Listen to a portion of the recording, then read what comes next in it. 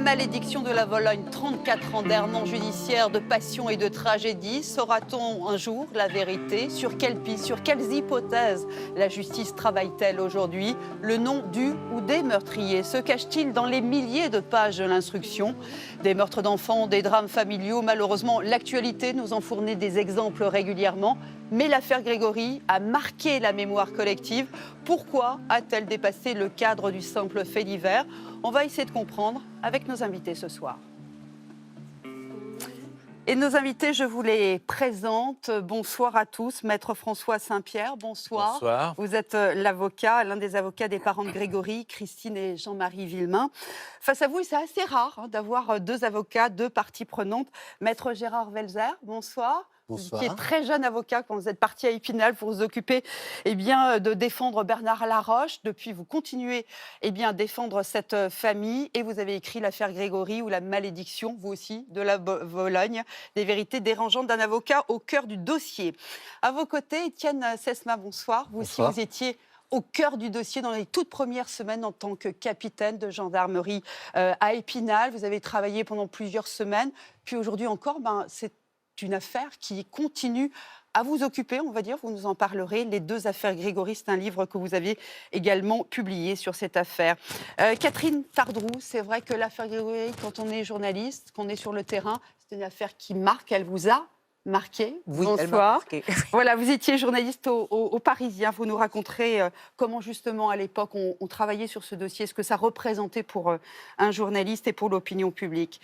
Christophe Gobin, bonsoir. Vous êtes journaliste à l'Est républicain. Vous êtes mis sur cette affaire il y a quoi, une dizaine d'années, quinzaine d'années. 2004. Voilà, mais depuis, vous avez essayé de la comprendre, de prendre de la distance, et notamment ce que cette affaire a laissé comme séquelles dans cette vallée de la Vologne que vous connaissez bien. Christophe Dubois, bonsoir. Bonsoir. C'est vous qui avez coécrit avec Pierre Hurel cette série. C'est un gros travail d'archives, des documents inédits, des témoignages, des mises en perspective. Et puis, il y a ce titre qui frappe au premier générique, La malédiction de la Vologne. Ça veut dire qu'il y a une sorte de fatalité, on ne peut pas échapper au malheur dans cette affaire? Il y a une espèce de mauvais sort évidemment, qui commence avec l'acte original, la mort de cet enfant, qui n'est pas une mort tout à fait comme les autres. Il y a une dimension de rituel sacrificiel. Ses pieds, ses mains liés dans la Vologne. Donc voilà, déjà le point de départ de cette dramatique affaire est hors du commun. Lorsqu'on fait un bond dans le passé, on s'aperçoit finalement que dans cette vallée, dans ce périmètre géographique assez clos, on parle d'une vingtaine de kilomètres carrés, on a une série de drames qui remontent aux années 40, que les parents des uns et des autres, il y a déjà eu des drames, des enfants qui sont morts, de morts violentes, il y a eu des suicides, et c'est vrai que tout ça remonte à la surface, j'allais dire à la surface de la Vologne dans les années 80, et si on fait un bond dans le futur, et jusqu'à aujourd'hui, on voit bien que c'est une affaire qui est ponctuée de drames. Donc il y a eu la mort du petit Grégory, la mort de Bernard Laroche, dramatique également. Le président Simon, qui avait repris l'instruction, qui n'a jamais réussi à finir cette enquête et qui est mort des suites d'une crise cardiaque. Et la mort du juge Lambert, effectivement, au moment de la relance de l'affaire. Donc de ce point de vue, il y a effectivement une espèce de sort assez fatal qui fait que cette affaire, à ce jour, reste totalement non résolue. Alors on va essayer de décrypter tout ça, c'est 34 ans, et finalement, à la fois d'errance judiciaire, d'impasse et de tragédie humaine, beaucoup de tragédies humaines finalement dans ce dossier. Pourquoi est-ce qu'elle est rentrée dans la mémoire collective? Des adolescents autour de moi me disaient, mais pourquoi des enfants qui meurent, des drames et des crimes qu'on n'arrive pas à résoudre, il y en a beaucoup. Pourquoi celle-là, vous, Catherine, qui étiez sur le terrain? Pourquoi? Alors moi, j'ai plusieurs explications, enfin si ce sont des explications. D'abord, il y a un milieu extrêmement clos, et en fait, je crois que les Villemain, le jeune couple, Christine, Jean-Marie, c'est quelqu'un comme vous et moi, comme vos voisins de palier, et ce drame atroce vient s'abattre cette famille, ce jeune couple qui est plutôt sympathique. En plus, il y a le phénomène du corbeau. Alors là, le corbeau, je crois que c'est une espèce de manie française. Il y a eu le film de Clouzot, je veux dire. Pendant la guerre, il y avait des gens qui se dénonçaient les uns les autres. Et le corbeau, je crois que c'est quelque chose de typiquement français. Le meurtre sans le corbeau, non. Là, il y a le corbeau, il y a une mère qu'on va assez vite soupçonner d'avoir tué son fils, et ça peut vous arriver à vous. Donc je crois que c'est ça. Étienne Sesma, vous étiez vraiment, après les premières heures, après qu'on ait découvert ce corps, vous étiez jeune capitaine de gendarmerie à Épinal, 30 ans, c'est votre première grosse affaire. Est-ce qu'à ce moment, précisément, vous comprenez que vous êtes face à une affaire atypique, hors norme? On comprend très vite qu'on est face à un crime hors du commun, puisqu'il est il est exceptionnel qu'un enfant soit assassiné dans ces conditions et pour ces raisons-là. Généralement, les enfants sont victimes de sévices sexuels, de maltraitance. On retrouve aussi des affaires liées à de l'argent, à des rançons, des choses comme ça. Là, Grégory, c'est totalement différent. Grégory est tué pour un motif purement psychologique. On l'a dit tout à l'heure, il est sacrifié à cette haine folle que l'on voue à son père. On ne tue pas Grégory pour ce qu'il est, mais pour ce qu'il représente. La victime, la cible, c'est son père. Et ça, d'emblée, on a pris conscience donc du fait qu'on était sur une affaire hors du commun. Ça, ajouté au fait qu'on a très vite, avec la lettre du 16 octobre et les archives que nous avons retrouvées, nous sommes très vite projetés dans le passé et nous avons découvert qu'en fait, l'affaire Grégory, elle commence 3 ans avant. C'est ce que disait Christophe, c'est finalement, il y a les germes du drame bien avant. Bien avant. Et on retrouve même dans les écrits du Corbeau, donc qui datent du mois d'avril et mai 1983, 1 an et demi avant, on retrouve des allusions au mioche, au fils du chef. Donc c'est dans la tête du Corbeau assassin, déjà depuis de longs mois. Et d'ailleurs, c'est le père de Jean-Marie Villemain qui est initialement visé de manière par les lettres du systématique, Corbeau. Par les lettres et par les coups de fil. Alors c'est vrai que le Corbeau, il se manifeste aussi avec l'arrivée du téléphone. Donc on parlera peut-être aussi de l'évolution sociologique de cette région, mais c'est vrai que ça a favorisé aussi ce fait effectivement très marquant de l'affaire Grégory. Mais c'est vrai que Jean-Marie Villemain n'est pas la cible initiale, c'est de manière très appuyée Albert Villemain, et on fait référence à son propre père qui s'est suicidé. Donc on voit bien que les racines, que l'auteur de ces lettres a une connaissance assez fine de l'histoire familiale depuis les années 40. C'est vrai que c'est le Corbeau qui fait l'affaire. C'est le Corbeau. C'est le Corbeau. Oui, c'est le Corbeau. Et puis le fait que ce soit un assassinat, ça arrive jamais, les assassinats d'enfants. C'est des meurtres, c'est-à-dire des choses des spontanées, pulsions sexuelles ou autres, un tueur en série. Oui. Le fait que ce soit prémédité, le fait qu'on ait réfléchi avant à commettre le pire, tuer un enfant, et qu'ensuite, après, on vienne le revendiquer avec une lettre, c'est ce qui rend d'emblée l'affaire hors du commun.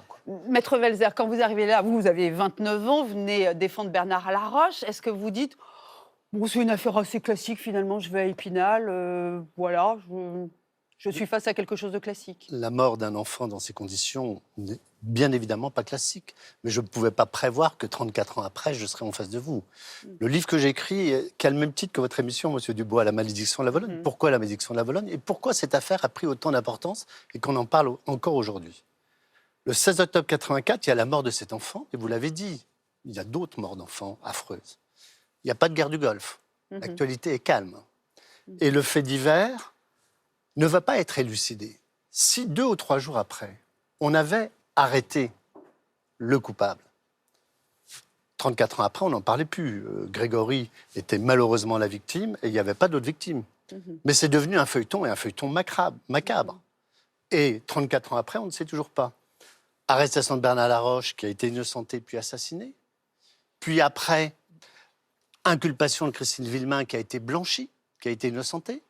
Puis après, M. Simon reprend l'affaire, et on le voit bien dans votre émission, M. Dubois, M. Simon. La malédiction de la Vologne, c'est quoi? On a montré du doigt M. Lambert. Le premier juge d'instruction. Premier juge d'instruction. Le petit juge, celui qu'on a d'ailleurs surnommé qui le petit juge. Qui est une victime qui s'est malheureusement donné la mort à la réouverture. En 2017. On a dit, oh là là, il n'a pas bien fait, etc. On va nommer quelqu'un d'expérimenté, M. Simon, il n'y a pas de souci. On a nommé quelqu'un d'expérimenté qui, semble-t-il, n'aimait pas les médias. Hop, interview exclusive, vous l'avez montré à la 5e chaîne, Paul Lefebvre, cet habile et ce talentueux journaliste. Et puis, il se fait piéger par Jean-Paul Pradier. Et puis, on voit ces carnets où... on en reparlera, effectivement, voilà, du juge Simon. Donc, le mystère explique cet attrait. Et le feuilleton macabre. Le feuilleton macabre.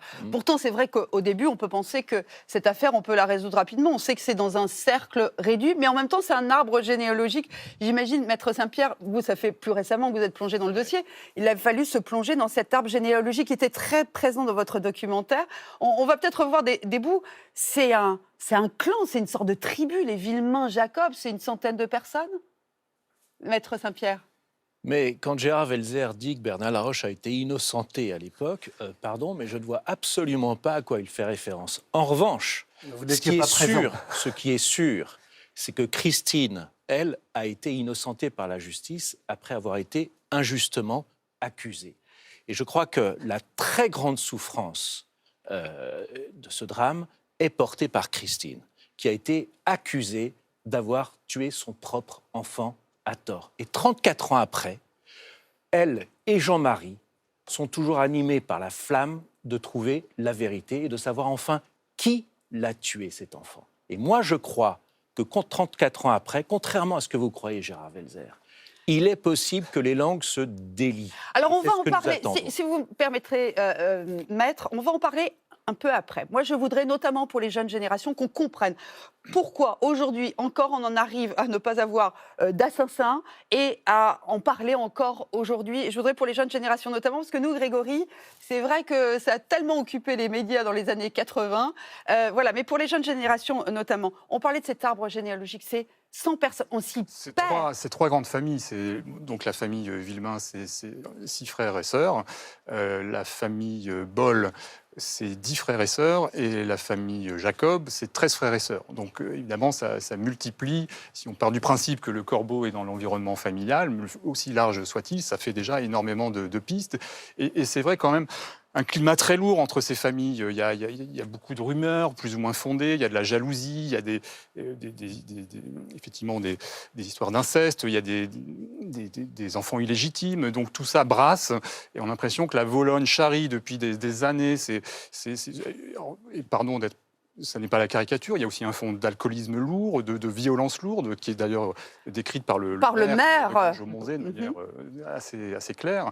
Et donc tout ça fait quand même un cocktail assez explosif. Un cocktail avec une vallée où on ne parle pas. Vous nous en parlerez, Étienne Sesma, de justement cette difficulté de recueillir le témoignage à l'époque. Mais c'était votre collègue à l'époque qui justement dit dans le documentaire qu'il se heurte à un mur. La piste de la famille, comme je l'ai dit tout à l'heure, ne donne absolument rien. Absolument rien, il n'y a absolument aucun élément. Comment? La grand-mère est là depuis 4 ans, 5 heures ici. Mais oui, mais la grand-mère ne dit rien. La grand-mère ne dit rien, la grand-mère ne dit que des banalités, et nous n'avons rien de plus. Et pourtant, on a l'impression que ça sait, que les gens ont l'air de savoir Mais on a l'impression... de qui il peut s'agir. Mais oui, mais enfin, il y a beaucoup de racontars aussi. Vous savez, quand on questionne les gens, ils savent toujours tout, et lorsqu'on va au fond des choses, lorsqu'on leur pose des questions bien précises, comme par hasard, ils ne savent plus rien. Alors, comme je vous ai dit déjà à midi, on est dans une région aussi où les gens ont une mentalité relativement fermée. Il est très difficile d'établir le contact avec eux. Surtout quand on y va avec un uniforme de gendarme, il y a une espèce de rétention qui se produit. Et malheureusement, il y a une espèce de mur qu'on n'arrive pour le moment pas à percer. Il y a un mur, il y a un véritable mur. On se heurte à un mur pour le moment.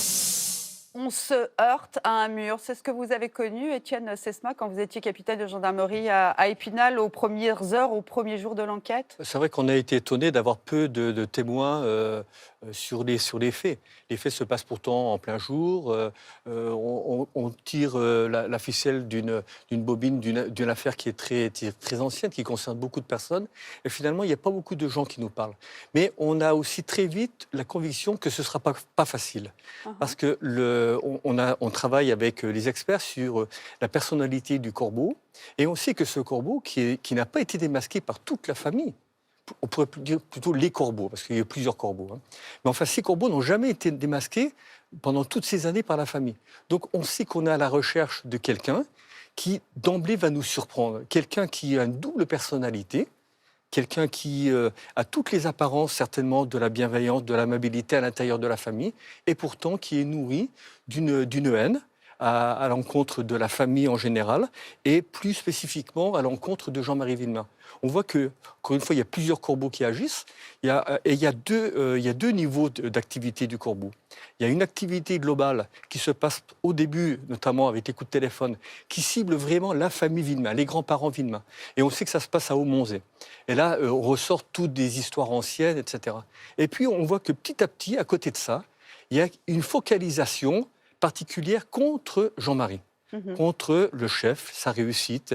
Il y a une jalousie qui se développe propre à sa personne. Il y a donc Qui est lié quoi au ce fait greffe- qu'il soit contremaître, qu'il ait réussi, entre guillemets, un peu mieux que peut-être d'autres branches de la famille? Bien sûr, c'est quelqu'un qui a été nommé contremaître à la force de sa personnalité. Il est jeune, il a 24 ans, il est nommé contremaître.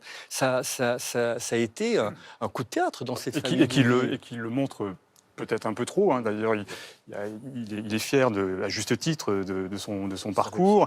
Et, De son bon, dernier il y a- canapé en il y a son cuir à un moment canapé, donné Il y a où- sa R21, je crois. Et donc, il est un peu ostentatoire et probablement que ça, à un moment donné, crée des Ça frictions et exacerbe des jalousies. Mhm. Maître Saint-Pierre, est-ce qu'il a été conscient, est-ce que vous avez discuté de ce qui a pu éventuellement attiser cette jalousie, ces haines? Est-ce qu'il a essayé, lui, aujourd'hui, votre client, de comprendre au bout de 34 ans? Vous savez, Jean-Marie Villemain, c'est quelqu'un de très réfléchi, très introspectif, autocritique.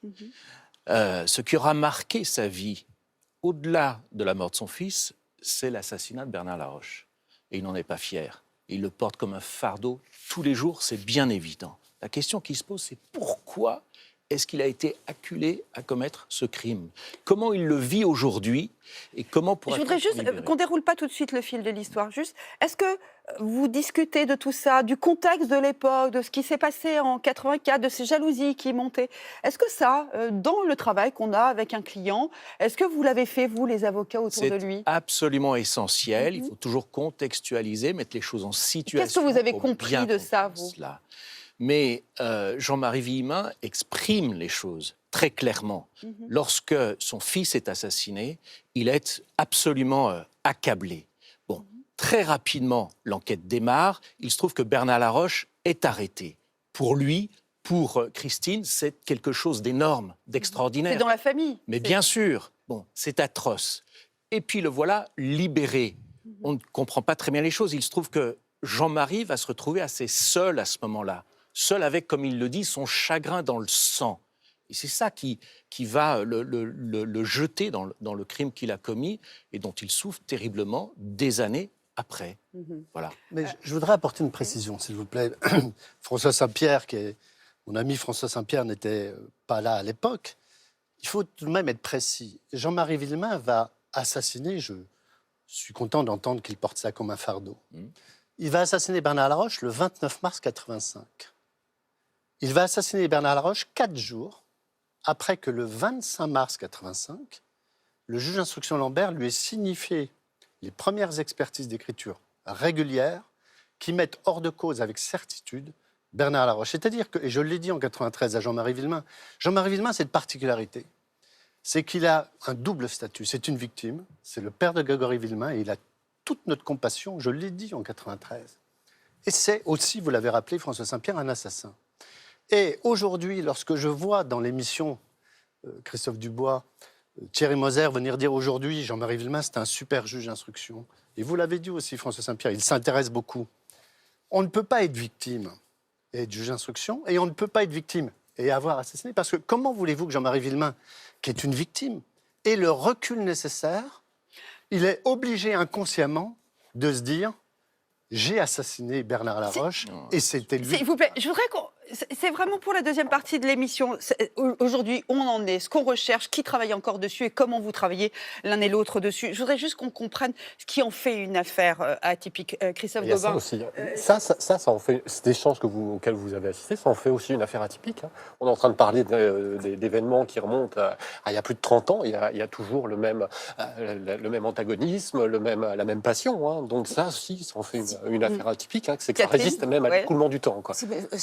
Ça peut paraître un petit détail, mais il y a quand même une image qui est extrêmement forte. C'est l'image de ce petit garçon, pieds et poings liés, que des pompiers ressortent de l'eau. Qui va Aujourd'hui, on faire passe- la une de Paris Match, qui va choquer, qui va choquer, émouvoir c'est- tout le monde. C'est une photo, on avait pratiquement jamais vu de photo comme ça. C'est une C'est photo de la sûrement liberté. publiable. C'est Ouais. quelque chose C'est une photo de d'épouvantable. la liberté de l'Est. Moi, j'y ai travaillé dans le journal. J'ai connu le photographe qui a... Mais c'est la première fois qu'on voyait ce type de Ouais. photo, parce qu'on Il y est avait- vraiment dans le côté sacrifice C'est que pas vous celle-là. disiez d'un enfant. C'est pas celle-là. C'est pas celle-là, hein. C'est pas celle qu'on voit. C'est pas celle-là. Non, C'est la c'est photo juste avant. historique, c'est pas celle-là.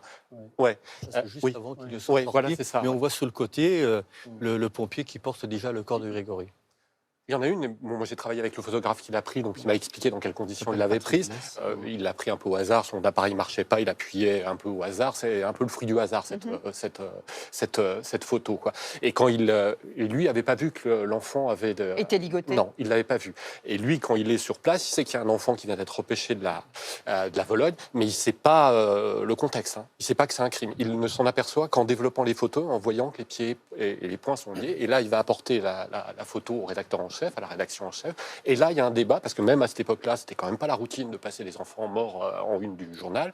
Et il y a un débat à la rédaction en chef pour savoir si on la passe ou pas. L'arbitrage, ça sera de la passer, quoi. Et c'est vrai que la photo a contribué à faire l'affaire, parce que dans la photo, on voit tout le machiavélisme du crime. Oui. Je trouve, quoi. Et ce qu'on ne voit pas sur la photo, c'est la méticulosité de ces nœuds, qui sont des nœuds de tisserand. Et ça, c'est presque intriguant. La personne qui a fait ces nœuds les a fait avec un soin qui est totalement déroutant face à cet enfant probablement décédé au moment où les nœuds sont faits. Donc ça fait aussi partie quasiment de la mythologie de cette Ça va être le déclenchement finalement d'une sorte d'électrochoc émotionnel dans l'opinion publique de l'époque. Nous sommes en 84. Catherine, vous y allez tout de suite, on vous dit, c'est pas une histoire comme une autre? On s'en rendait compte à Paris, je veux dire, moi je me souviens de la réaction de ma rédaction en chef. Je veux dire, qu'est-ce que c'est que cette affaire? Et il y a quelque chose, mais c'est un minuscule détail qui m'a à l'époque frappé, parce que moi je ne suis pas partie le lendemain sur l'affaire, c'est un de mes collègues. Et comme on le faisait dans tous les faits divers, on a cherché à trouver le numéro de téléphone des Villemain. Or, les Villemain étaient tous sur liste rouge, ce qui était anormal. Normalement, je veux dire, les gens qui sont sur liste rouge, c'est des avocats très connus, c'est des artistes, c'est des hommes Dans politiques. les années 80, effectivement, on ne se effectivement. mettait pas spontanément sur liste rouge. Bon, et c'est des gens qui ont... Et moi, ça m'avait énormément surpris de découvrir qu'aucun des Villemain n'était joignable au téléphone et qu'ils étaient sur liste rouge. Maître Welser, et à partir de là, tout s'enchaîne. C'est cette pression Vous savez, médiatique. J'ai une anecdote. Et vous avez raison. Un enfant, ça a passionné, ému l'opinion. À l'époque, le 16 octobre 84, je suis avocat d'un magistrat alsacien qui est accusé de corruption. C'est rare. Il y a très peu de magistrats accusés de corruption en France. Ça fait la première page du Parisien libéré, ma chère Catherine Tardot, ça fait la première page de la presse, pendant une semaine. Et le magistrat, je le revois après, puisqu'il est accusé de corruption et d'autres choses, il me dit ah, on ne parle plus de moi. C'est-à-dire que l'affaire Grégory a pris le pas. A pris le pas parce que tout le monde était ému par la mort de cet enfant. Maître Saint-Pierre, Alors, oui. il y a deux événements qui sont très importants à ce moment-là. D'abord, c'est que Gérard Welser est un excellent avocat, un bon procédurier, et il va Les réussir fleurs quelque après chose les épines. d'extraordinaire. J'attends la suite. Ça va pas durer. C'est qu'il va faire annuler des expertises qui accablaient Bernard Laroche. Bon, le deuxième événement, C'est faux. c'est que Muriel Boll, qui a accusé Bernard Laroche, va être renvoyée chez elle par le juge d'instruction qui ne l'a pas inculpé, comme on disait à l'époque, et qui va du coup se rétracter. Et nous sommes là dans une situation où ce qui devait permettre la solution de l'énigme assez rapidement, eh bien, sera rendu totalement impossible, ce qui fait que 34 ans après, nous en sommes toujours à discuter de cela. Et Gérard n'est pas d'accord. Vous avez invité deux avocats. Ah, allez-y, vous avez votre minute. Une minute. C'est faux. Il n'y avait pas de rapport d'expertise. Il n'y avait pas de rapport d'expertise qui accusait Bernard Laroche, mon cher François Saint-Pierre. Ce que nous avons fait annuler, attendez, s'il vous plaît, Monsieur Sesma. Ce que nous avons fait annuler, ce sont les désignations des experts qui avaient été désignés par les gendarmes et non par le juge d'instruction. Les rapports Attendez, d'expertise. dans cette affaire, on va faire simple. Dans cette affaire, qui a écrit la lettre du 16 octobre 84 ? La justice a désigné 4 corbeaux. La lettre de revendication. La lettre de revendication du 16 octobre 84. Le colonel Argout, premier expert désigné par les gendarmes, avait désigné un monsieur Jacquel, qui a été mis hors de cause tout de suite. 2 experts ont été désignés par les gendarmes, c'était irrégulier. C'était Mme Jacquin-Keller et Mme Berrichon-Célène. Et qui ont dit quoi? Attendez, Et qui ont dit attendez, je Mais veux dites-le, finir, mais François. Parce que le juge Lambert Attendez, a refusé je de faire son veux ordonnance. finir. On est allé- Troisième Vous voyez chose. qu'on est dans des choses très très pointues. Oui, Pour mais- le grand public, il ne comprend pas. Après, Il comprend Christine juste qu'on Villemain- annule. Christine Villemain a été également désignée et innocentée. Et dernièrement, Jacqueline Jacob a été désignée en nous disant bon, il y a eu 4 corbeaux différents. C'est pas sérieux. Et bon. cette affaire, c'est la fin de l'expertise d'écriture. Et je finis sur Muriel. Muriel, elle a été, vous dites le juge d'instruction Lambert l'a ramenée chez elle. Mais lorsqu'elle est revenue le lundi 5 novembre, elle continuait à accuser Bernard Laroche. Jean-Michel Lambert a été avec Muriel Boll sur les lieux, elle ne reconnaissait rien, elle s'est rétractée le 6. Donc, au lendemain du week-end, elle a continué à maintenir ses accusations. Christophe Dubois, on voit bien que c'est ça, c'est ces rebondissements, ces retours en arrière qui aussi en font une affaire totalement atypique. Alors, sur le plan médiatique, Ouais. ce qui est très frappant, c'est que les médias vont se diviser en deux. Il y aura Ouais. Ouais. pro Laroche et les pro Christine Villemain. Et ça, c'est vrai que c'était du jamais vu, je pense, de voir à ce point. Puis des médias C'est une sorte d'affaire Dreyfus de la voilà, justice, quoi. On est vraiment se là-dessus. sont formés des chapelles et qui se perpétuent encore aujourd'hui. C'est assez frappant Et de on voir qu'il s'enferme continue là-dedans. à y avoir effectivement des... On s'enferme, vous dire le monde de la presse, l'opinion publique, et on s'enferme. On s'enferme depuis 34 ans, on dit si c'est pas Bernard Laroche, c'est Christine Villemain, si c'est pas Christine Villemain, c'est Bernard Laroche. C'est fou, binaire. On Vous ne sait dites, pas, personne ne sait. Et votre question, saura-t-on un jour? Ça fait 20 ans que je dis malheureusement, comme les constatations matérielles de départ ont été faites comme elles ont été faites, malheureusement, sauf preuve scientifique, je crains, malheureusement... on va en ne parler. sache pas. Christophe Dubois, Christophe Gobin, est-ce que c'est justement cette pression de la presse qui, quelque part, a mis tellement une pression sur le judiciaire, sur les enquêteurs, qui a totalement, on va dire, perturbé, bouleversé, et fait en sorte que ce n'est pas une enquête qui s'est déroulée comme elle aurait dû se dérouler? C'est évident, et ça a aussi mis la pression sur la population et sur les témoins. Si on voulait résumer, ceux qui avaient des choses à dire ne parlaient pas parce qu'ils avaient peur de l'ampleur médiatique, et ceux qui n'avaient rien à dire et qui pouvaient dire n'importe quoi et manipuler les juges ou les gendarmes ou ensuite les policiers parlaient. Donc c'était satisfaisant pour personne. Et, Il y a beaucoup de témoignages sous X alors, dans ce dossier. Ça, c'est aujourd'hui, et ça, c'est extrêmement frappant. C'est-à-dire que ce que dit je crois, le commandant Chaillan, c'est ça à l'époque, est encore vrai aujourd'hui. C'est-à-dire qu'au moment de la relance de l'affaire, il y a beaucoup de... Lorsque les gendarmes vont, par exemple, autour de la maison où a grandi Muriel Boll, pour essayer de vérifier, puisqu'on sait aujourd'hui qu'il y a pu y avoir, lorsqu'elle est revenue de son passage chez le juge ou à l'ami Bernard Laroche... Une pression certains familiale, disent c'est qu'il y aurait une toute la pression question pour familiale. qu'elle change de version. Donc les gendarmes vont sur place pour essayer de vérifier, et ils refont le tour du voisinage et ils font un procès-verbal que j'ai rarement vu où ils disent bah voilà, on a discuté avec Monsieur X qui nous a dit qu'il a été traumatisé par cette affaire il y a 30 ans et qu'il ne veut absolument plus entendre parler de nous. On va voir Madame Y qui nous dit effectivement on a entendu des choses, etc. Et le procès-verbal se termine bien évidemment, cette personne ne veut pas non plus déposer. Et ça, on est en juin ou après 2017. Et il y a aussi beaucoup de témoignages sous X. Alors ça, c'est vrai que c'est quand même des témoignages qu'on voit en général plutôt dans les affaires de criminalité organisée, qu'on peut voir dans les dossiers corses, dans le sud de la France. On a peur des représailles, finalement, dans ce type de dossier. Donc là, Et on c'est... rejoint la Les gens sont promiscuité. traumatisés aussi, Voilà. hein, tous. Vous savez, les Vosgiens ont été montrés à l'époque, et parfois, comme des gens arriérés. On les a traînés dans la boue d'une manière injustifiée. On avait Philippe Seguin à l'époque, qui était député Maire des Vosges, d'Épinal, oui. était intervenu pour dire, écoutez, ça suffit, arrêtez de montrer uniquement les Vosges sous un aspect défavorable. Les gens en ont marre. Les gens en ont marre. Les gens ont Christophe été Gobin, vous traumatisés. qui travaillez pour la liberté de l'Est, forcément, vous consacrez toujours beaucoup d'articles à cette affaire. Est-ce que les gens, il y a vraiment une sorte de ras-le-bol épidermique presque? Oui, oui, un ras-le-bol épidermique. En tout cas, dès qu'ils voient arriver un journaliste, il y a une méfiance spontanée. Ce qui n'était pas le cas au début, quand même. Absolument. On peut le voir dans la série documentaire, il y a quand même beaucoup de gens, et même des principaux protagonistes, les frères Villemain, on voit même Jean-Marie, à un moment donné, avant de se rendre à je ne sais quelle convocation, discuter le coup avec les journalistes, totalement inimaginable maintenant. Totalement inimaginable maintenant. Ils se sont complètement refermés, bon, à juste titre, parce que les journalistes n'ont pas forcément été tous très corrects avec les gens de la vallée de la Vologne, quoi. Que ce soit dans les articles ou même dans le contact homme à homme, parce que souvent, quand les journalistes partaient d'une maison, ils raflaient toutes les photos avec, quoi. Il y en a certains Ils arrivaient parfois avant les gendarmes, d'ailleurs. Je crois que c'est le journaliste de Paris Match qui a réussi à aller avant vous-même, gendarme. Il y a d'ailleurs plus de journalistes que de gendarmes quasiment à enquêter, à devenir presque... Il ne faut quand même pas être trop exagéré, ça ne nous a pas empêché de faire notre travail. Non. Et il y a eu des phases essentielles de l'enquête où on a réussi à s'échapper de la pression médiatique.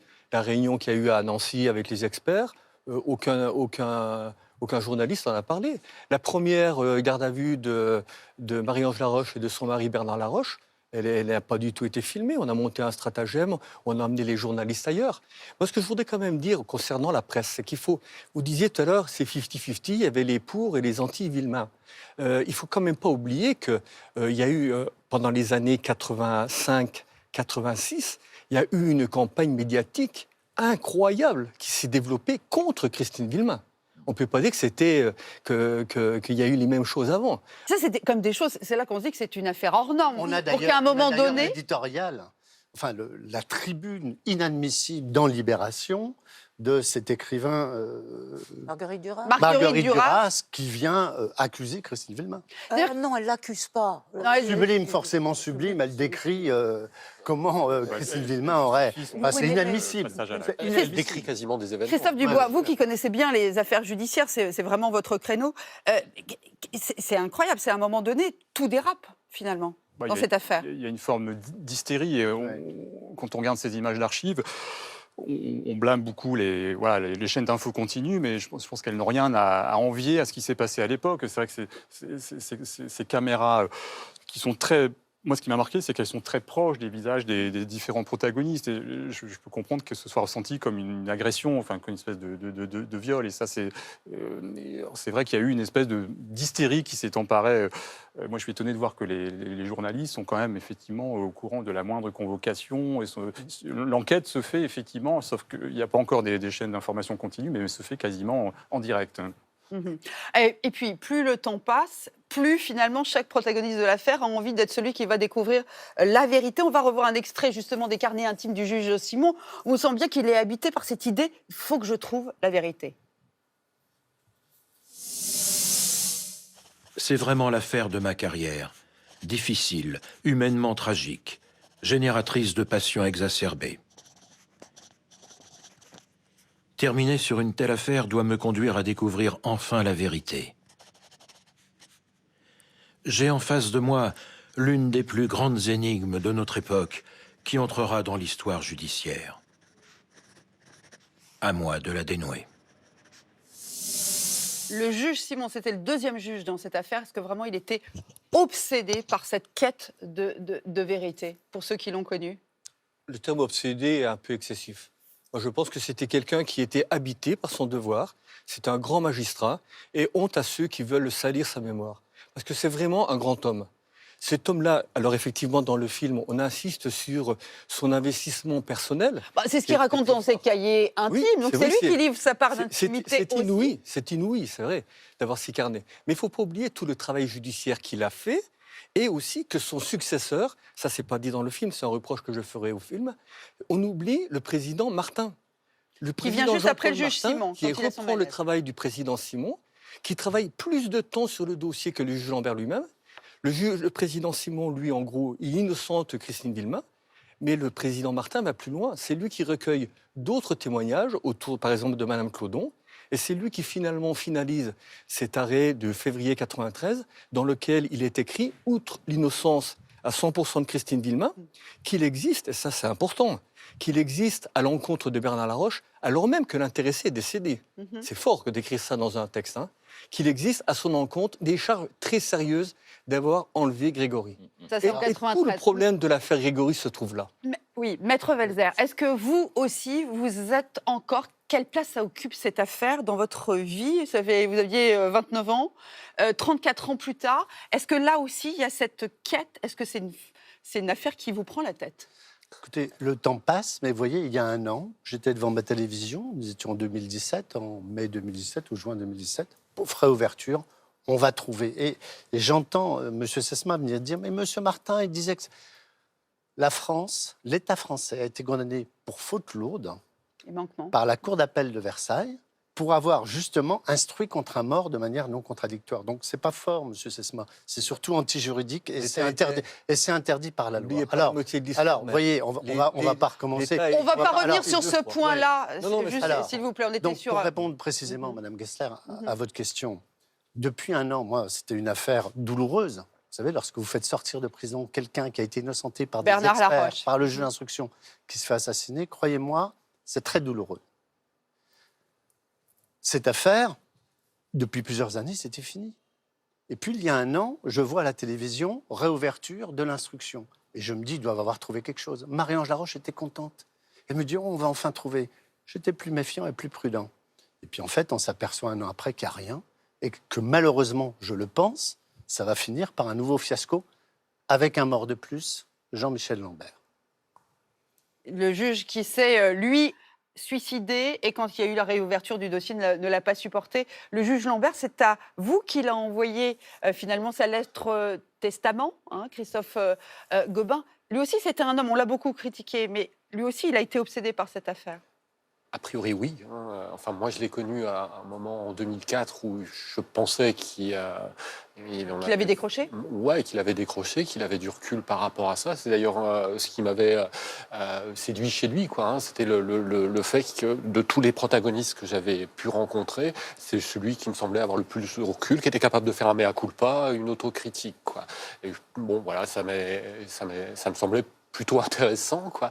Et je pensais que, parce qu'il y a un tombereau de critiques qui lui sont tombés dessus et qu'il a été transformé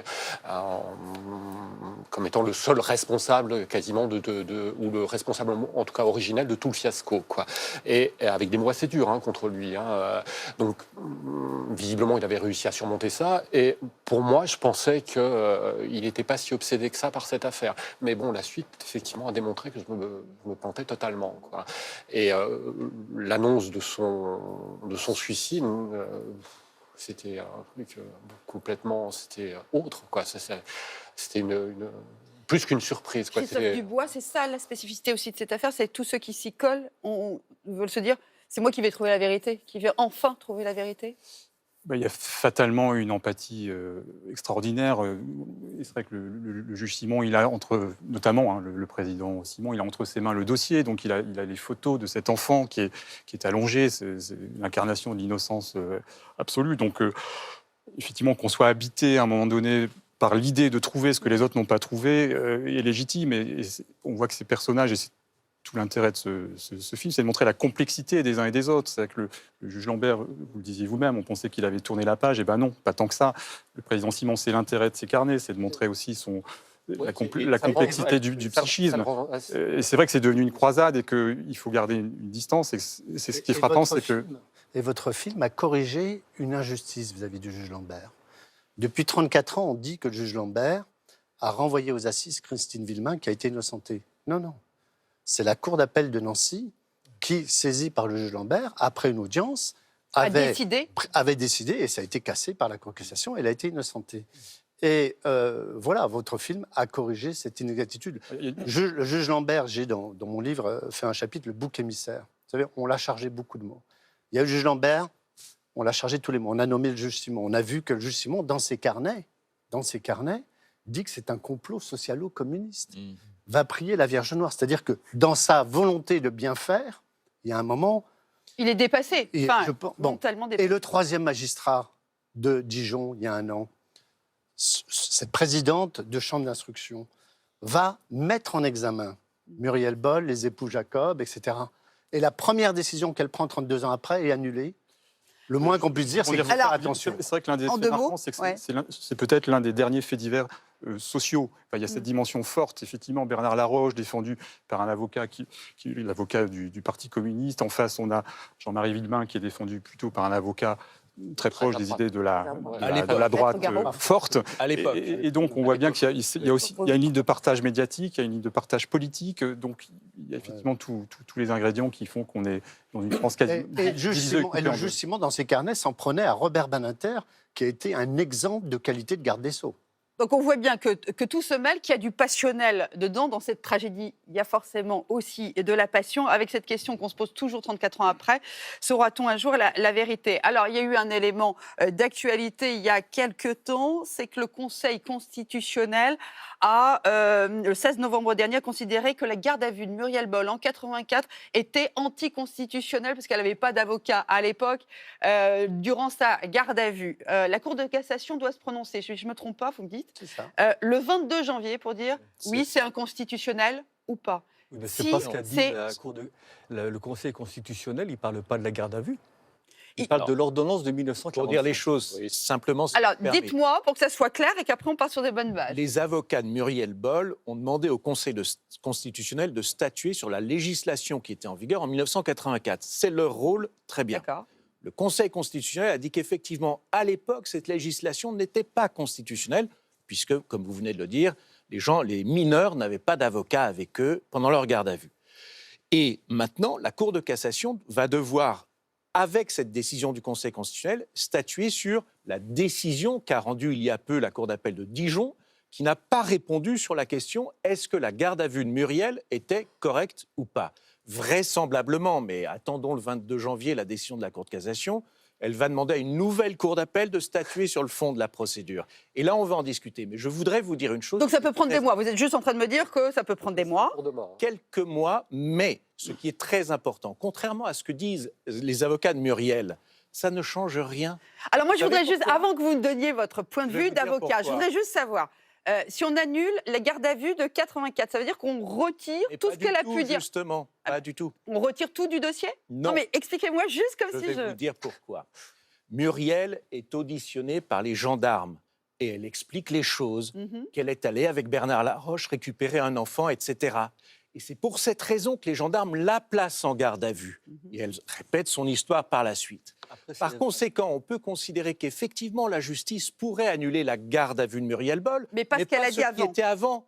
Et par conséquent, le propos de Muriel reste intact Alors- dans la procédure. Alors, Alors, Maître voilà, mon Belzer cher en Gérard. face va me dire le contraire. Alors, mon cher François, moi, vous savez, on ne va pas faire un débat d'avocats.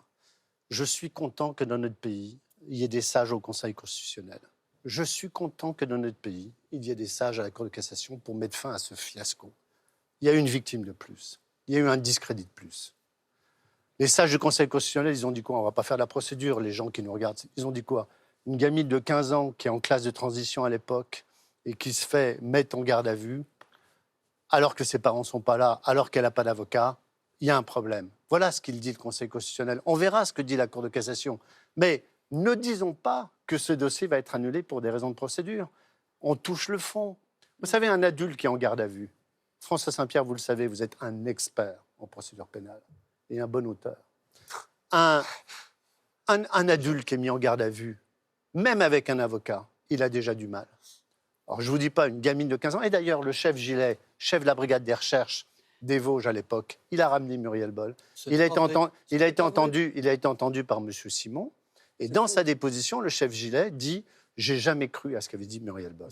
Mais c'est- Enfin, C'est ça, on pas peut un refaire fait de roman. l'histoire C'est aussi faux. derrière. Christophe Dubois, on sent bien quand même que le nœud, c'est bien autour de Muriel Boll que vous avez rencontré, bien avant qu'elle ne sorte son livre Muriel Boll, Briser le silence. On voit bien que c'est cette garde à vue de 84 qui est sans doute le nœud de tous les errements ou de toutes les impasses de cette affaire. C'est évidemment un témoignage clé, puisqu'en fonction de ce que l'on retient de ce témoignage, ça oriente l'enquête considérablement. Nous, ce qui nous a frappé avec Pierre Hurel lorsqu'on l'a rencontré, effectivement, c'était avant la promotion de son livre, c'était chez elle, d'ailleurs c'était dans les Vosges, donc on était dans un climat différent. C'est de voir à quel point l'évocation de cette affaire est une douleur, est un traumatisme. Après, je ne sais pas ce qu'il faut en conclure, mais c'est vrai que lorsqu'on parle de cette journée et de ce fait, Muriel Boll pleure. Elle est une... Je voudrais qu'on revoie justement un extrait de votre documentaire, votre rencontre avec Muriel Boll, chez elle, dans sa maison, dans son village des Vosges. Est-ce que vous comprenez que Jean-Marie et Christine Villemain continuent à chercher la vérité sur l'assassinat de leur fils? Bien sûr que je comprends. Je serai à leur place, je ferai pareil. Je chercherai. Mais ils n'ont pas à s'acharner comme ça. Ils s'acharnent sur Bernard, il est innocent, donc... S'ils étaient devant vous, Jean-Marie et Christine Villemain, qu'est-ce que vous leur diriez? Mais je ne sais pas, Bernard, je ne sais pas moi. Je comprends leur douleur. Il faut qu'ils se mettent aussi à notre place aussi. Hein. Parce qu'il y a la famille, ma famille aussi, ils ont souffert autant qu'eux. Hein. Voilà, on a vraiment le sentiment que Muriel Boll est prisonnière de cette histoire depuis ses 15 ans. Ce qu'elle nous dit, finalement. Mais Catherine. alors, je ne sais pas quand Muriel Boll a dit la vérité. Je ne sais pas quand elle a menti. Mais il y a une chose qui me paraît quand même certaine, c'est que ça fait 34 ans qu'elle répète la même chose. Elle s'est enfermée dans ce qui est peut-être un mensonge ou ne l'est pas. Parce que vous, votre thèse, c'était l'amnésie traumatique, peut-être le choc qui fait qu'à un moment donné, on zappe quelque chose. Oui, c'est un phénomène connu chez des mineurs qui subissent des violences fortes, chez les soldats qui subissent des traumatismes de guerre. On efface effectivement une partie de l'histoire. Alors c'est d'autant plus frappant effectivement cette peut-être mémoire défaillante, c'est qu'il y a un ou pas évidemment, il y a un épisode qui est assez intéressant, c'est que Muriel Boll évoque dans son livre une tentative de suicide qu'elle aurait faite et qu'elle le situe en fait à deux temps différents. Et lorsqu'on l'a vu, elle l'a situé à un temps qui n'était pas forcément celui qui était celui de l'époque. Et lorsqu'elle nous le dit, elle le dit avec un extrêmement naturel. Donc je ne sais pas si elle se trompe, mais elle le dit. Et moi, je crains qu'à l'époque, elle ait fait plusieurs tentatives. Parce que je me rappelle, moi, que Paul Pron, à l'époque, qui était en contact avec la famille, elle a fait plusieurs tentatives. Mais avec le même mode opératoire ? Je ne sais pas. Parce que là, c'est décrit le même mode opératoire, c'est de se mettre on parle de sur un train, 34 ans après. Vous savez, c'est le problème. On est en train de nous dire, 34 ans après, mais le témoin, attendez, elle-même ne s'en souvient plus. Ouais. Elle-même ne s'en souvient plus. Comment ? Et alors, ce que je voudrais dire sur Muriel Boll, quand même, rendez-vous compte quand même, les juristes et les non-juristes vont comprendre. Voici quelqu'un qui a été en garde à vue les 2 et 3 novembre 84. À 15 ans. À 15 ans, classe de transition, etc. 34 ans après, on vient la revoir, on lui dit « Coucou, c'est encore nous, on n'a pas fini la garde à vue ». On la remet en garde à vue pour le reste des heures, on la met en prison. La juge qui la met en examen, qui la met en prison, préside la cour d'appel qui vérifie si le travail est bien fait. On a un vrai problème, qui est légal, mais on n'aurait jamais dû faire ça. Donc là, c'est une vie brisée et ça ne s'arrête pas pour elle comme pour tous les protagonistes de cette affaire. Ce qui est très important, c'est que ce ne sont pas Jean-Marie et Christine Villemin qui s'acharnent sur Muriel. Il y a une mécanique judiciaire qui est ainsi faite. Moi, je voudrais vous dire une chose, et je le dis avec l'autorisation de Jean-Marie et de Christine. C'est que nous ne pouvons pas penser que Muriel, accompagnant Bernard Laroche récupérer Grégory, ait été consciente du crime qui allait se commettre. D'accord ? Par conséquent, on ne peut pas imaginer que Muriel soit coupable d'un crime. En revanche... De toute façon, elle dit qu'elle n'y était plus, qu'elle n'y était pas. Nous sommes, en ce qui nous concerne, convaincus que la parole de Muriel a été bridée, entravée par sa famille, et puis je voudrais dire aussi par... les avocats qui l'entouraient à l'époque. On voit tout de même dans le film, au procès de Dijon, Muriel Boll chaperonnée par Paul Prompte, l'avocat de Bernard Laroche. Alors on a comme ça une proximité des avocats de Bernard Laroche. C'est super grave ce que vous dites quand même. Vis-à-vis de Muriel, vis-à-vis de l'autre partie. Bon, c'est un problème qui est important. On est là pour dire les choses telles qu'elles sont. Mon cher François Saint-Pierre n'était pas là, mais 34 ans après, on recommence. Vous savez, ça me fait penser à quelque chose, on le voit dans le film. Les premiers experts désignés régulièrement en écriture, qui ont mis hors de cause avec certitude Bernard Laroche. Je parle de M. Buquet et de Mme de Ricci. Qu'est-ce qu'il a été dit à l'époque ? Qu'on avait, nous, les avocats de Bernard Laroche, payé les experts. Voyez-vous, mon cher François, 7 experts auprès de la Cour de cassation ont mis hors de cause Bernard Laroche. Donc là, on recommence. Le problème de Christine et Jean-Marie Villemin, je vous entends, François Saint-Pierre, ce sont des victimes. Le problème de Jean-Marie Villemin, et vous avez commencé dans cette émission par le dire, c'est qu'il a assassiné Bernard Laroche et que pour lui, il ne s'en sortira que si il se dit c'est forcément lui. Non, mais c'est pas ça la justice. Faux, il distingue parfaitement les choses. Il faut que l'on sache qui a tué. Donc vous dites qu'il y a de l'acharnement. Mais ne privilégions pas une piste sans vérifier. En tout cas, la justice continue son travail. Il y a combien d'enquêteurs qui travaillent encore aujourd'hui, 34 ans après, sur le dossier Villemin ? Je peux parler de l'affaire de la garde à vue parce que je suis quand même directement concerné. Je voudrais quand même dire quelque chose parce que c'est un point fondamental. Quand Muriel a-t-elle dit la vérité ? Moi, j'affirme que c'est chez nous qu'elle a dit la vérité. Premièrement, nous avons pris d'énormes précautions. Nous étions bien conscients que nous avions affaire à une fille de 15 ans. Nous avons fait attention à ce qu'elle soit préservée. Elle n'a pas été entendue pendant des heures. Elle a passé toute la nuit dans une chambre à part. La condition de sa garde à vue a été étudiée puisque Maître Welzer s'est assuré de cela en portant plainte contre nous pour subornation de témoins. Le non-lieu a été établi en notre faveur, confirmé en appel, confirmé en cassation. Vous dites qu'il n'y a pas eu de pression, il y a eu respect de son statut de mineur. Attendez, je termine. Il n'y a pas eu de pression. 2, on voit bien que son argument disant que les gendarmes ont fait son audition ne tient pas. Si ça avait été le cas, on aurait fait une audition qui aurait été parfaite. On se rend compte que dans son audition, il y a plein de trous. Pourquoi on ne lui fait pas dire qu'elle a vu, par exemple, Bernard Laroche sortir une lettre avec une enveloppe au moment de la poste, par exemple. Oui. Et troisièmement, et surtout, il ne faut pas oublier que ces aveux, plutôt ces révélations, parce que pour moi, ce ne sont pas des aveux, ces révélations sont confirmées par une vingtaine de personnes dans le dossier. Bon, là, on va rentrer dans le dossier qui confirme, qui ne confirme pas. Je voudrais dire une chose. Attendez, Monsieur Sesma, parce que c'est ça la vérité. Je voudrais qu'on parle de maintenant, les pistes maintenant. Je dis toujours que l'erreur de bonne foi est souvent pire que la mauvaise foi. Sur la garde à vue de Muriel, vous étiez au procès de 93. C'est la première fois que nous avons pu, de manière contradictoire, interroger vos collègues. Muriel, depuis le début, dit « Il y a un gendarme qui m'a crié dessus en me disant « T'as couché avec Laroche ». Le gendarme, en 93, aux assises, je lui ai posé la question, il a confirmé qu'il avait bien dit ça. Si vous pensez que c'est une garde à vue normale, c'est votre raisonnement. On voit bien que le nœud est dans cette garde à vue, dans ses aveux et ses rétractations derrière. Aujourd'hui, concrètement, Christophe Dubois, il n'y a plus personne mis en examen dans ce dossier. Pourtant, il y a 1 an et demi, les médias disent « ça y est, on a trouvé, visiblement, il y a des mises en examen ». C'était le grand-oncle, la grande-tante, c'est ça, les époux Jacob, et Muriel Boll.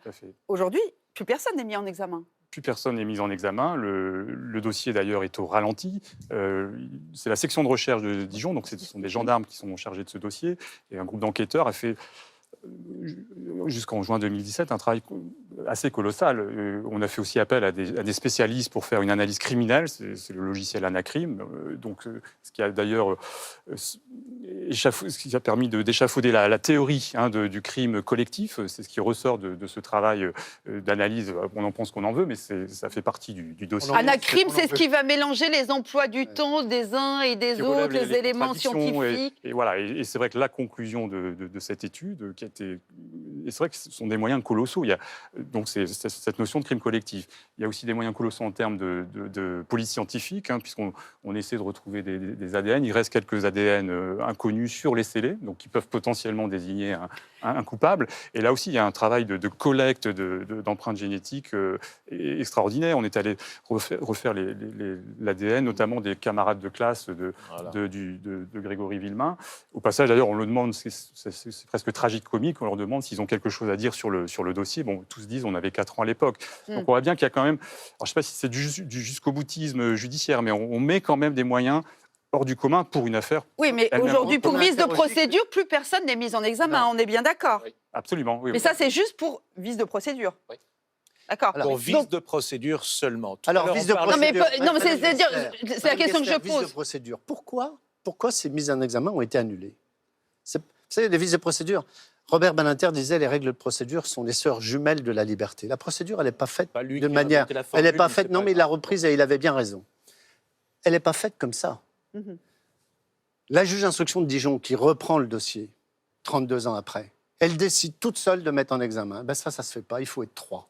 Et il y a plus d'intelligence dans 3 têtes que dans une. Et comment expliquer que quelque chose qu'elle doit connaître... Non, c'est pas si simple. La procédure n'était pas si claire que cela, à sa décharge. Bon, elle a commis cette erreur, voilà. Ce qui est très important, c'est que la Cour de cassation va se prononcer, on en parlait tout à l'heure, sera fin janvier.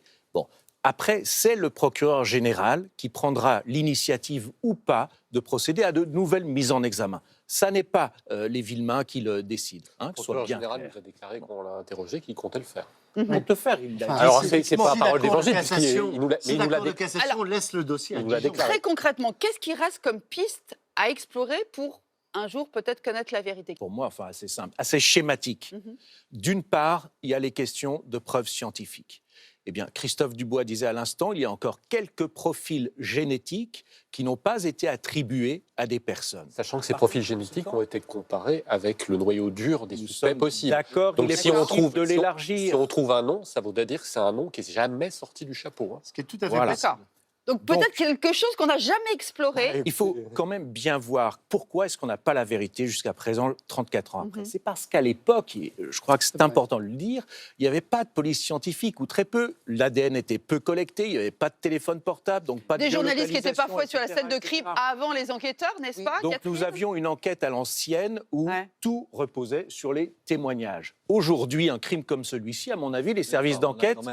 Non, non, mais ce que je veux dire, Oui, Monsieur on avait Sesma, peut-être le même niveau qu'aujourd'hui, mais il ne faut pas non plus dire qu'on était au Moyen-Âge et qu'il y avait que je dis des pas aveux qui ça. tombaient. Je dis On a fait simplement, d'autres travaux, un quand même. crime comme celui-ci aujourd'hui, vos services ne mettraient pas 48 heures pour l'élucider. Mais comme c'est Voilà, un c'est ce que je veux assassinat, dire. il ne sera pas commis de la même Certainement, façon. avec le téléphone. Moi, ça, à voir. En tous les cas, C'est vrai que donc, ce pardon. jour, on ne sait même pas à quelle heure l'enfant est décédé. Oui. On ne sait pas exactement de Parce La que DDR, l'autopsie a été très parcellaire aussi. Nous avons encore deux espoirs. Mm. D'une part, c'est que l'ADN parle. Donc, c'est 8 ADN qui n'ont pas encore été identifiés, mais ça veut dire donc qu'on sortirait du cercle familial sur lequel on travaille depuis Et- 34 ans. Attendez, je vais jusqu'au bout. Exactement. Ça voudrait dire ça? Oui. Le deuxième Bah, espoir, C'est- c'est que les langues se délient. Dans le film, il y a une séquence très intéressante où ce sont des jeunes ados de 10, Ah ben, on 12, va 14 revoir ans. justement Voyez-la, cette et on en parle scène. après. On va, voilà, vous faites la transition, c'est parfait. Excusez-moi. C'est l'habitude des cours d'assises, vous savez. Est-ce qu'on a une idée ici, un peu dans la cité, à Aumont-Zé, du Mes coupable? parents, ils ont sûrement une idée, mais ils ne veulent pas me le dire. Vous croyez que tout le monde, un petit peu partout, se doute de qui peut être le corbeau ou l'assassin? oui, oui. Tout le monde a sa petite idée là-dessus. Ouais. Et personne ne veut le dire, les gens n'en parlent pas. Non, non, ils n'aiment pas parler. Et pourquoi est-ce qu'on parle pas? C'est l'habitude ici de pas parler? Oui. Quand on sait quelque chose, on le dit pas trop, quoi. On le garde pour soi-même. Bon, ils ont une dizaine d'années, ces gamins, ils disent, bah oui, on a tous une idée d'eux. Alors, bon, est-ce qu'ils se font mousser comme des Ah. ados se feraient mousser? Mais- Ou est-ce qu'il y a une vraie réalité? C'est-à-dire qu'on a peut-être transmis un Mais secret. peut-être y a-t-il des secrets de famille et que quelqu'un un jour parlera. Ça s'est vu dans d'autres affaires judiciaires, ça n'est pas impossible. Donc je suis en désaccord avec Gérard Welzer quand il dit mais 34 ans après, qu'est-ce qu'on peut attendre de la parole des uns et des autres? On ne sait jamais, on ne doit jamais désespérer de l'honnêteté des gens. C'est pas normal que des familles gardent en elles le secret du Ce sont crime des de familles. Grégory. Voilà. Alors, je voudrais ajouter quelque chose. Vous savez, depuis 34 ans, les Français ont une idée de qui a fait quoi. C'est là le problème, c'est le degré zéro de la recherche criminelle. Une enquête criminelle, ce n'est pas une idée, Ça, c'est votre ce n'est pas avis. une conviction. Une enquête criminelle, c'est des preuves, c'est de l'ADN, c'est des empreintes, c'est des traces de pneus, c'est tout ce qu'on veut. Mais on ne peut pas penser à un secret de famille qu'on a gardé bien enterré, on a 10 Mais ans est-ce que c'est et un on a secret de entendu famille quelque Vous chose. savez, vous avez demandé aux uns aux autres, Ouais. donc moi je vais vous donner. Depuis 34 ans, on me dit, est-ce que tu sais? Non. Et je me refuse d'essayer de savoir. On n'est pas détective. Vous étiez gendarme, vous étiez capitaine. Mais on n'est pas détective, on n'est pas enquêteur. On a un dossier judiciaire. Vous êtes Est-ce que le juriste dossier d'investigation. judiciaire a des charges sérieuses contre quelqu'un? Aujourd'hui, rien. Fiasco. Grégory mort, Bernard Laroche mort, le juge Lambert mort, le juge Simon qui a fait un incident de santé. Des dégâts humains considérables, un fiasco, des dépenses financières considérables, des dizaines de millions d'euros à l'heure où la justice crie misère. Alors Bon, oui, c'est une oui, plaidoirie, Jean-marie d'accord, Villemain, mais- oui, Jean-Marie et Mais Christine vous êtes en train de me Villemain dire ont qu'il raison faut tout à à un fait. moment donné abandonner tout Non, espoir je dis et pas toute abandonner. recherche. Je Non, mais dis, j'essaie de je comprendre. dis pas abandonner. Je dis de ne pas faire n'importe quoi. Voyez-vous, il y aurait peut-être eu quelque chose. Et je comprends Jean-Marie et Christine Villemain qui ont fait incinérer Grégory. Je comprends tout à fait parce qu'ils voulaient pas qu'on fasse des expertises. Peut-être on aurait pu. Je comprends tout à fait leurs Qu'est-ce que préoccupations. ça veut dire? Mais- Qu'est-ce que ça veut dire? Mais ils ont. Attendez, Si laissez-le vous voulez, aller jusqu'au bout de sa démarche. aujourd'hui, qu'on travaille, qu'on fait des expertises scientifiques sur un corps d'une victime, on peut peut-être trouver des choses. Aujourd'hui, on ne peut pas. Si on trouve de l'ADN, d'X, d'Y, de Durand, Dupont, je ne cite personne, très bien. Si on trouve des empreintes, si on trouve quelque chose, mais venir croire qu'on va, par un témoin, faire quelque chose, je dis, vous savez, en tant qu'avocat de la famille Laroche, si moi je dis il faut arrêter tout, on va me dire, vous avez peur. Vous avez peur. Oui, j'ai peur qu'il y ait de nouvelles victimes. Quand on a mis Muriel en prison, j'ai eu peur qu'elle se suicide.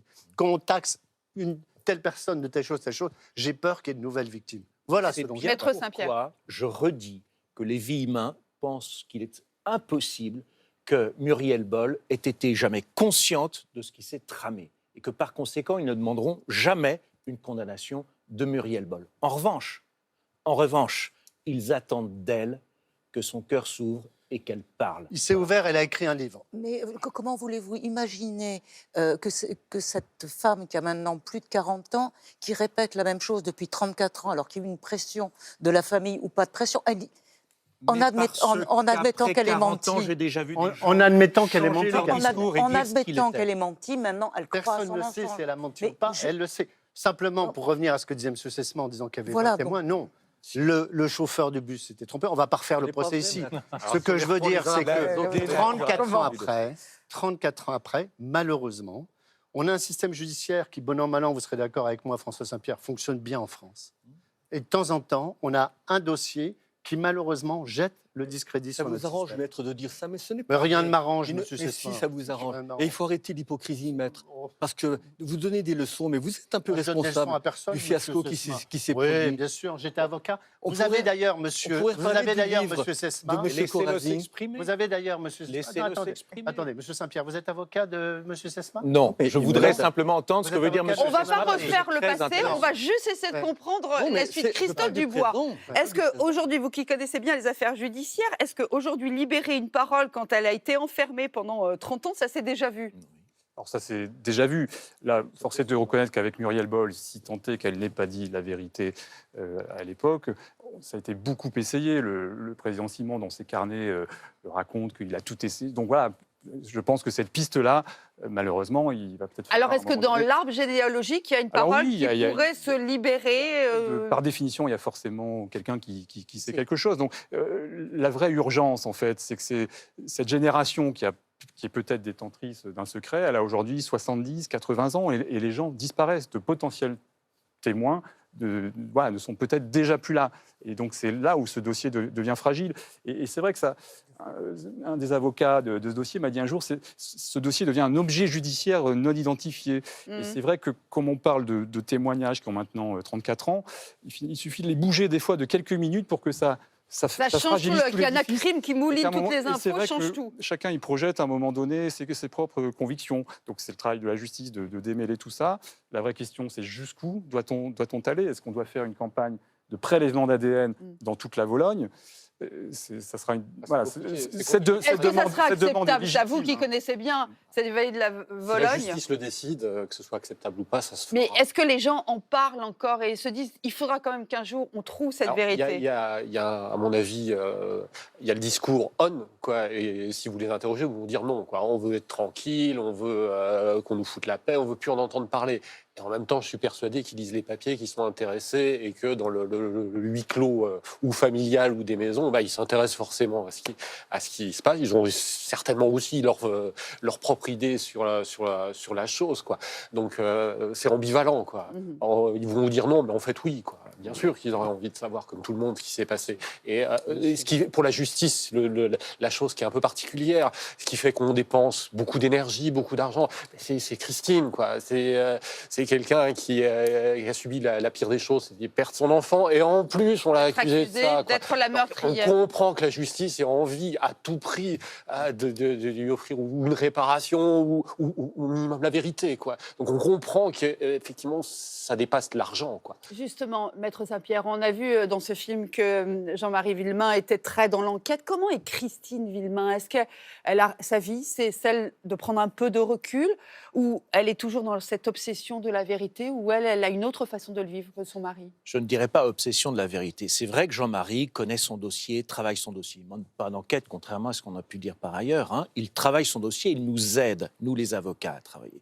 Christine, elle a ses enfants, elle a son métier, elle prend une distance, mais elle est toujours présente lorsqu'on se voit pour parler de l'évolution de l'enquête. Bien entendu qu'elle veut savoir. Je crois qu'elle, comme lui, à leur dernier jour, leur dernier souffle, ils voudront savoir qui a tué leur petit garçon. Voilà. Et c'est terrible. Et moi, vous savez, nous les avocats, vous voyez comme on est convaincus et passionnés pour défendre nos clients. J'ai fait la connaissance il y a 2 ans de Jean-Marie et de Christine. Leur premier regard, ce premier face-à-face, ces premières conversations, je m'en souviendrai toujours. Ils m'ont tout de suite convaincu de leur extraordinaire sincérité. Et j'en suis encore tout ému en y repensant. De sincérité, forcément, de parents qui ont perdu leur enfant. Exactement. Et vous les avez vus dans leur cercle familial. Est-ce qu'aujourd'hui, c'est quelque chose qui occupe encore leur quotidien? Ils ont des enfants qui aujourd'hui sont grands. Comment est-ce qu'on se reconstruit derrière C'est ce tout qui est ça? merveilleux, hein, cette résilience, comme on dit, cette résilience, cette capacité à dépasser le malheur. Mais ce n'est pas parce qu'ils ont pu reconstruire une vie sociale, familiale, qu'ils oublient le passé. Personne ne peut oublier ce passé. Il est hors de question de boucler cette enquête sans savoir qui a tué Grégory. Voilà. Ça sera le mot de la fin, qui est, j'imagine, le message de vos clients, les parents de Grégory. Merci beaucoup. C'est une affaire complexe, passionnelle, qui est très compliquée finalement, parce que c'est 34 ans de procédure avec le travail des gendarmes, des avocats, des journalistes, et puis 34 ans après, eh bien, ce très beau documentaire, La malédiction de la Vologne, que bien sûr vous pouvez revoir sur le site de France Télévisions. Merci à vous. Je vous laisse avec toute l'équipe du Soir 3. Bonsoir.